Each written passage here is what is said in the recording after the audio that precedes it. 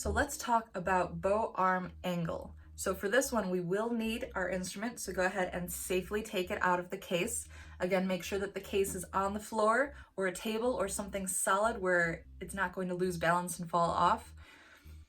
Safely take it out. If you've got a shoulder rest, you can go ahead and slide that on. And again, it should be making a frowny face. And the feet grab onto the sides, so if you put one foot on one side, then you can sort of hold it there, get the other foot and slide them up.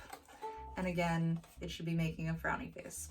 So once you have your instrument set up, you can go ahead and put it on your shoulder, your left shoulder.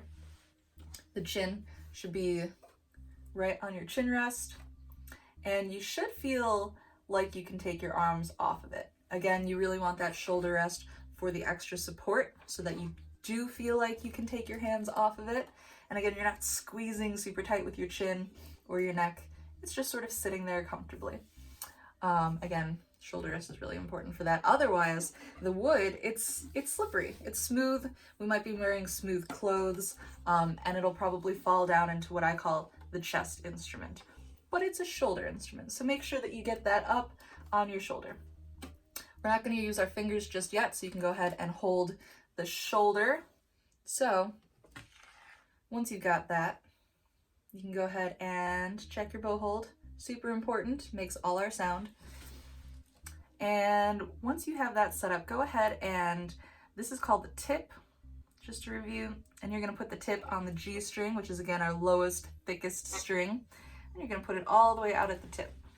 I'm going to scoot back a little so you have a better view of my arm. So when I'm out at the tip, over on the G string, look how high up my arm is here.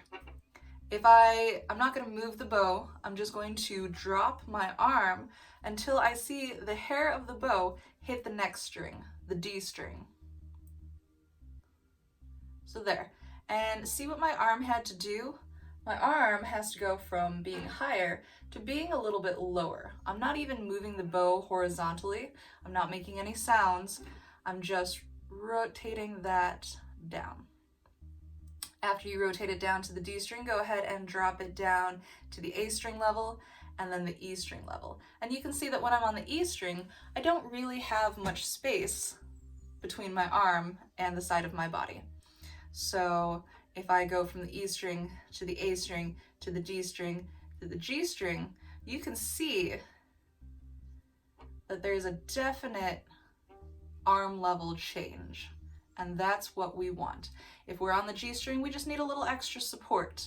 If we're on the E string, we don't, because that's closer to our side.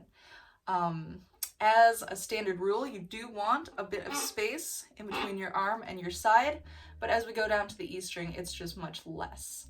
So definitely if we are on the D string, that space should be there.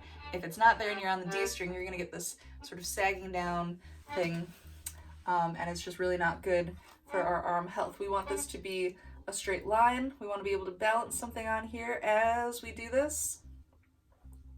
So just make sure that that stays a straight parallel line between your wrist and your arm instead of something like this, and that your arm is always supporting you depending on what string you're on. So go ahead and join me. Put that out at the tip on the G string if you haven't already, and we're going to drop it down to the D string, the A string, the E string, and bring it back up to the A, to the D, to the G. And then we're just going to go ahead and smooth that out and just feel that rotation. Feel the necessity of that arm to change levels, to complement you depending on what string you're on.